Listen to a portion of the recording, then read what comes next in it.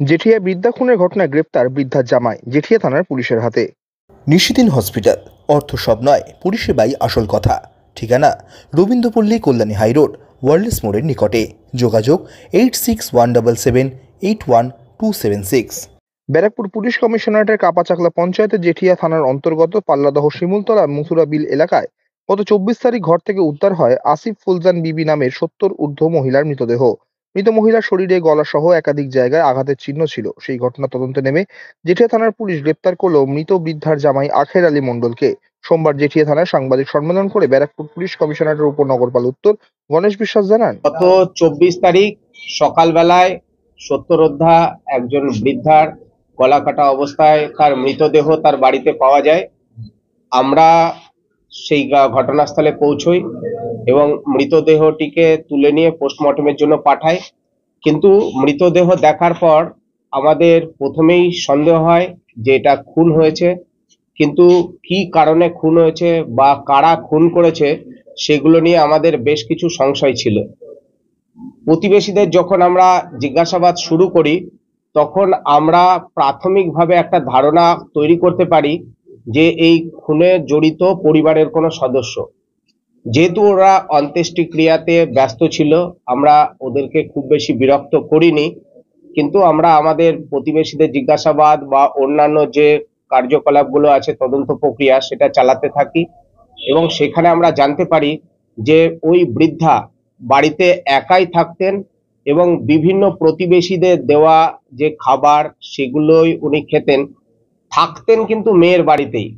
এবং কিছুদিন আগে উনি সরকারি প্রকল্পের যে বিভিন্ন টাকা একত্রিত ছিল, ওনার গচ্ছিত ছিল, সেই টাকা উনি 10,000 টাকা তুলেছিলেন।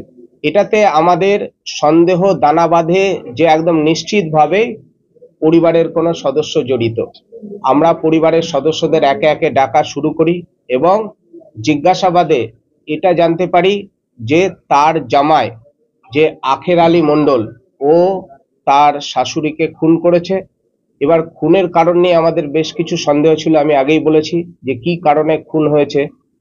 উনি বলেন যে ওই যে 10,000 টাকা উনি তুলেছেন, ওই টাকা উনি চাইতেও গেছিলেন ওই দিন রাত্রে, আর তারপরে ওনাকে দীর্ঘদিন থেকে গালমন্দও করতেন। সমস্ত কিছু যখন টাকাটা দিলেন না, উপরন্তু গালমন্দ করেন। উনি হচ্ছে নিজের বাড়িতে রাখছেন, অথচ টাকা তুলে উনি জানতেও পেরেছেন যে ওটা অন্য কারোর কাছে টাকাটা রেখেছে, প্রতিবেশী কারোর কাছে আছে। এই কারণে উনি খুন করে দিয়েছেন। এবং আপনারা আশ্চর্য হবেন যারা ওই দিনটাতে উপস্থিত ছিলেন, যে আমাদের সামনেই তার জামাই কিন্তু ছাগলকে খুব নির্লিপ্তভাবে খাবার দাবার দিচ্ছিল। আপনারা যারা সাংবাদিকরা উপস্থিত ছিলেন, আমরা যখন ভিজিট করেছি, যার জন্য আমাদের চোখের সামনে ঘুরলেও আমাদের বিন্দুমাত্র তার আচার আচরণের সন্দেহ হয়নি যে উনি খুন করতে পারেন। কিন্তু যখন উনি খুনের কথা স্বীকার করলেন এবং কেন করলেন সেগুলো আমাদের কাছে স্পষ্ট হয়ে গেছে এবং আপনারাও বুঝতে পারছেন যে আসামিকে আমরা দেখালাম, উনি নিজেও বলেছেন যে কিভাবে খুন করেছেন। এবং পোস্টমর্টমে আমরা যে তথ্যগুলো এখনো পর্যন্ত যতটুকু জানতে পেরেছি তাতে করে উনি যা বলেছেন তার সঙ্গে করবোরেটেড হয়েছে। ধারালো অস্ত্র উদ্ধার হয়নি, আমরা রিমান্ডে নিয়ে এসে আরো জিজ্ঞাসাবাদ করে কোথায় ফেলেছে এবং ওই টাকাটা কোথায় কার কাছে প্রতিবেশীর কাছে গচ্ছিত আছে সেটাকেও আমরা খোঁজার চেষ্টা করছি। আসামিকে আমরা থানা থেকেই গ্রেফতার করেছি। জিজ্ঞাসাবাদের জন্য বললাম, পরিবারের সদস্যদেরকে আমরা বিভিন্ন সময় ডাকছিলাম। আমরা থানাতেই জিজ্ঞাসাবাদের পরে তারপরে নিশ্চিত হয়ে গতকালকে আমরা সন্ধ্যায় গ্রেফতার করেছি। আমরা প্রতিবেশীদের থেকে জানতে পেরেছিলাম যে উনি কিছুদিন আগেই 10,000 টাকা তুলেছেন, আর তাছাড়া পরিবারের বিভিন্ন সময় ওনাকে তো এরা খেতেও দিত না, কিন্তু বাড়িতে সব সময় ঝগড়া অশান্তি লেগেই ছিল। বিশেষ করে এই জামাইয়ের সঙ্গে ওর অশান্তি দীর্ঘদিনের ছিল। এবং মেয়ের ভূমিকা এখনো আমরা কিছু পাইনি, কিন্তু আমরা সমস্ত কিছু ভেরিফাই করে দেখছি। টাকাটা প্রতিবেশী কারোর কাছে উনি রেখেছেন, কিন্তু কার কাছে আছে আমরা টাকাটা এখনো হাতে পাইনি। উনি জানতেন যে টাকাটা নিয়ে এসে নিজের কাছেই রাখবে, এটা স্বাভাবিক, কিন্তু উনি নিজের কাছে সেই বৃদ্ধার রেখেছিলেন না। তাহলে কি আক্রোশের জন্যই খুন? টাকার জন্য এবং দীর্ঘদিন থেকে যেহেতু ঝামেলা করতেন এবং ওনার সঙ্গে গালমন্দ করতেন, এই দুটো কারণেই উনি মেরেছেন। মানে উনি স্বীকার করেছেন যে উনি স্বীকার করেছেন যে উনি টাকা চাইতে গেছিলেন। এর সঙ্গে কি আরো কেউ ধরতে পারবে বলে মনে করছেন? আমরা প্রাথমিক তদন্তে উনি নিজেই বলে দিয়েছেন যে আমি খুন করেছি, এর সঙ্গে আর অন্য কেউ জড়িত নয়। তবু আমরা ভেরিফাই করে দেখবো। করে অস্ত্রটি কোথায় লুকিয়ে রেখেছে? এখনো আমরা পাইনি অস্ত্র, বলে উনি কিছু এখন আমরা অস্ত্র পাইনি।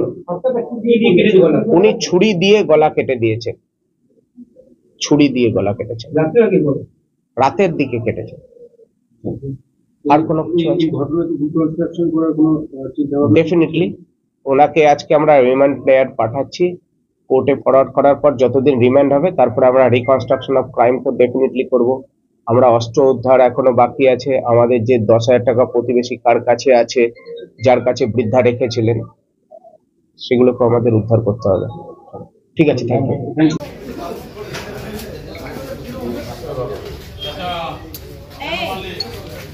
আগে মারলেন কেন? দাদা মারলেন কেন? মারলেন কেন? দাদা মেরেছেন কেন? দাদা মারলেন কেন? মারলেন কেন? অভিযুক্ত, তবে অভিযুক্ত চালচলন থেকে প্রথমে পুলিশ সন্দেহ ছিলেন, কিন্তু তার চালচলনই ধরিয়ে দিল যে দাদা মেরেছিলেন কেন? দাদা টাকা পয়সা চেয়েছিলেন? টাকা পয়সা চেয়েছিলেন? কত টাকা মারলেন কেন চেয়েছিলেন? আপনি? কত টাকা মারলেন কেন? মারলেন কেন? নিশিদিন ডায়াগনস্টিক সেন্টার, এ কমপ্লিট ডায়াগনস্টিক সলিউশন। আমাদের ঠিকানা 144/1 সেন্ট্রাল রোড, আনন্দপুরি, ব্যারাকপুর, কলকাতা 122। আমাদের যোগাযোগ 9875338719। সাধ্যের মধ্যে স্বপ্নের ফ্ল্যাট খুঁজছেন?